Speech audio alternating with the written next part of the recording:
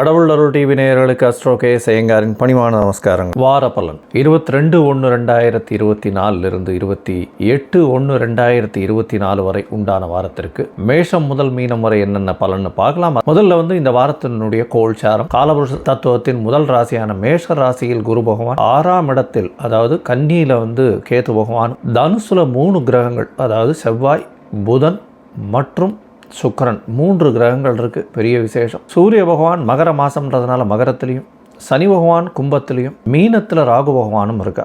இந்த வாரம் பார்த்தாலேனால், அதாவது 22ஆம் தேதியிலிருந்து 28ஆம் தேதி வரலும் சந்திர பகவான் அதிவேகமாக செல்லக்கூடிய கிரகம் அப்படின்னு சொல்கிறவர் ரிஷப ராசி, அதாவது மிருகசீரிஷ நட்சத்திரத்திலிருந்து அவர் பூர நட்சத்திரம் வரலும் போகிறார், அதாவது சிம்ம ராசி வரலும் போகிறார். இது இந்த வாரத்தினுடைய கோல்சாரம். இந்த வாரத்தில் பார்த்தோம்னா கிரக மாளிகா யோகம்னு சொல்லக்கூடியது இருக்குது. என்ன அப்படின்னா 5 கட்டத்தில் கிரகங்கள் எல்லாமே இருக்குது பாருங்க. அதாவது கேத்துவை தவிர மிச்சம் எல்லாமே 4-5 கட்டத்தில் கண்டினியூஸாக இருக்குது. நடுவில் இந்த கேப்பும் இல்லாமல் தனுசுலேருந்து பார்த்தீங்கன்னா தனுசு, மகரம், கும்பம், மீனம், மேஷம், அந்த 5 கட்டங்களும் ஃபுல்லாக இருக்குது. இது கிரக மாளிகா யோகம்னு சொல்லக்கூடியது. இந்த மாதிரி யோகங்கள் இருக்கக்கூடி பிறந்தவர்களுக்கு இயற்கையிலேயே அதீதமான செல்வங்கள் இருக்கும், பெரும் வளமை இருக்கக்கூடும். அதை தவிர ஒரு பெரிய ஏற்றமான இடத்துல அவர்கள் தொழில் செய்வார்கள், தொழிலிலும் மிகப்பெரிய வெற்றி அடைவார்கள்.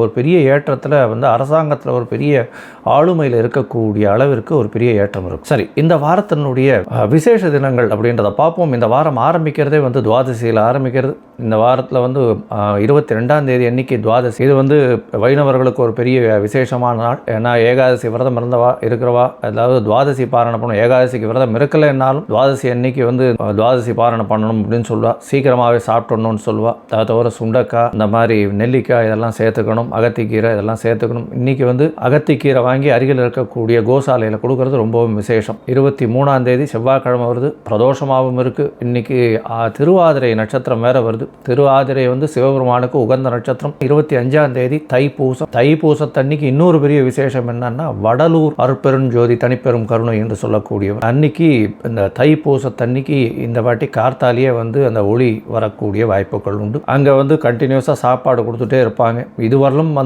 அணையா வழக்காக, அணையா நெருப்பாக சாப்பாடு கொடுத்துட்டே இருக்காங்க. அது ஒரு பெரிய விசேஷம். 26ஆம் தேதி வாஸ்து நாள். இந்த வாஸ்து புருஷன் கண்விழிக்கும் நாளில் எந்த ஒரு தோஷமும் கிடையாது. திதி வாரம் இதெல்லாம் எதுவும் பார்க்க தேவையில்லை. தோஷம் அற்ற நாளாக கருதப்படுகிறது. இந்த வாரத்தில் எந்தெந்த ராசிக்கு சந்திராஷ்டிரமம் அப்படின்னு பார்த்தேனால், துலாம், விருச்சிகம், தனுசு, மகரம், இந்த 4 ராசிக்காரர்களுக்கும் சந்திராஷ்டிரம காலம் வருது. வெளியூர் வெளிமாநில பிரயாணங்கள் போகாமல் இருக்கிறது நல்லது. ஒருவேளை போக வேண்டி இருந்ததுன்னா, இந்த வாரம் துவாதசி வேறு வருதுனால அகத்திக்கீரை கட்டு அருகில் இருக்கக்கூடிய கோசாலையில் கொடுத்துட்டு போகிறதன் மூலியமாக சந்திராஷ்டிரமத்தின் தாக்கம் குறையும். சரி, இந்த வாரம் மேஷம் முதல் மீனம் வரை எப்படி இருக்குன்றதை பார்ப்போம். அதுக்கு முன்னாடி என்னுடைய மொபைல் நம்பர் ஸ்க்ராலிங்கில் வருது.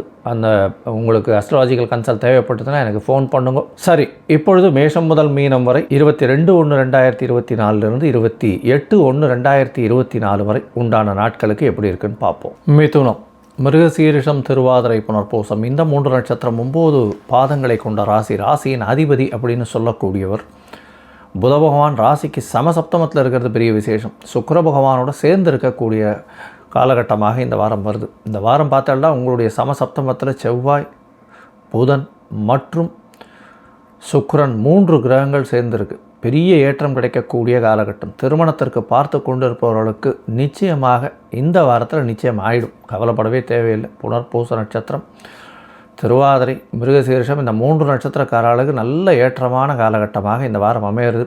பார்ட்னர்ஷிப் பிஸ்னஸில் பெரிய ஏற்றம் கிடைக்கக்கூடிய காலகட்டம். படிக்கக்கூடிய மாணவர்களுக்கு நல்ல ஒரு ஏற்றம் கிடைக்கக்கூடிய காலகட்டம்.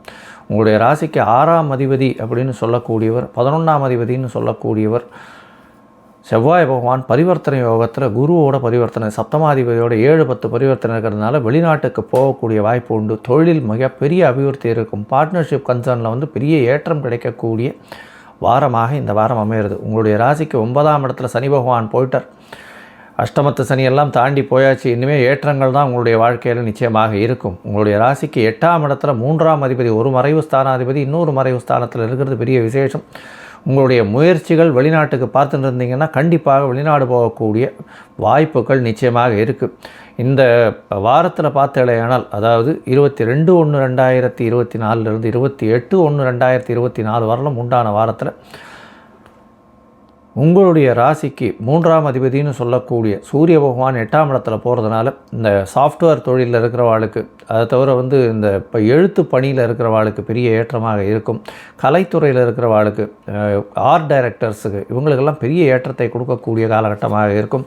புதுசாக ப்ராஜெக்ட்ஸ் சைன் ஆகக்கூடிய காலகட்டமாக இந்த வாரம் அமையிறது. இந்த வாரத்தில் உங்களுடைய ராசிக்கு 10ஆம் இடத்துல இருக்கக்கூடிய ராகு பகவான் பெரிய ஏற்றத்தை கொடுக்க போகிறார். அதனால் புதிய தொழில் அமையக்கூடும், தொழிலில் பெரிய அபிவிருத்தி அடையக்கூடிய வாய்ப்புகள் உண்டு. உங்களுடைய ராசிக்கு பார்த்தலையானால் சந்திர பகவான் அதிவேகமாக செல்லக்கூடிய சந்திர பகவான் இந்த வாரத்தில், அதாவது 22ஆம் தேதியிலிருந்து 28ஆம் தேதி வரலும் உண்டான வாரத்தில் 22ஆம் தேதி சாயந்தரம் வரலும் 12ஆம் இடத்துல இருக்கிற 2ஆம் அதிபதி 12ஆம் இடத்துல உச்சம் பெற்று போயிருக்கிறது ரொம்பவும் விசேஷம். கணவன் மனைவியிடையே நல்ல ஒரு ஏற்றம் இருக்கும். உடல் நலத்தில் நல்ல ஒரு ஏற்றம் இருக்கக்கூடிய காலகட்டம். பணவரவிற்கு தங்கு தடையின்றி பணம் வரக்கூடிய வாய்ப்புகள் நிச்சயமாக உண்டு. உங்களுடைய ராசிக்கு பார்த்தேனால் சந்திர பகவான் உங்களுடைய ராசியிலேயே இருக்கார். அதாவது 22ஆம் தேதி மாலை 6 மணியிலிருந்து 25ஆம் தேதி அதிகாலை 2:30 மணி வரலும் இருக்கார். இந்த காலகட்டத்தில் சுக்கிர பகவான் புத பகவானால் பார்க்கப்படுறதுனால அதீத சுபத்துவம் அடையக்கூடிய வாய்ப்புகள் உண்டு.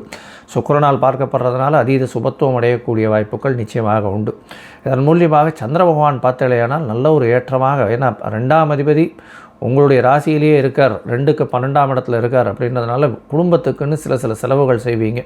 அழகு பொருட்கள் வீட்டுக்கு வாங்கக்கூடிய வாய்ப்புகள் நிச்சயமாக உண்டு. வீட்டில் புதுசாக புஸ்தகம்லாம் வாங்குவீங்க. புதுசாக படிக்கிறதுக்குன்னு ஆர்வம் காட்டி புஸ்தகம் வாங்கக்கூடிய வாய்ப்புகள் உண்டு. படிக்கக்கூடிய இளைஞர்களுக்கு இந்த படிப்புன்னு சொல்லக்கூடிய, அதாவது 10th 12th படிக்கிறவெல்லாம் கொஞ்சம் கவனத்தோடு படிக்கிறது ரொம்பவும் நல்லது. ஏன்னா 4ஆம் இடத்துல கேது பகவான் இருக்கிறதுனால உங்களுக்கு படிப்பில் சிறு டிஸ்ட்ராக்ஷனை கொடுப்பார். அது ரொம்ப ஜாக்கிரதையாக படிக்கிறது நல்லது. ஒரு விஷயத்தை ஒரு தடவைக்கு 4 தடவை படிக்கிறது ரொம்பவும் நல்லது.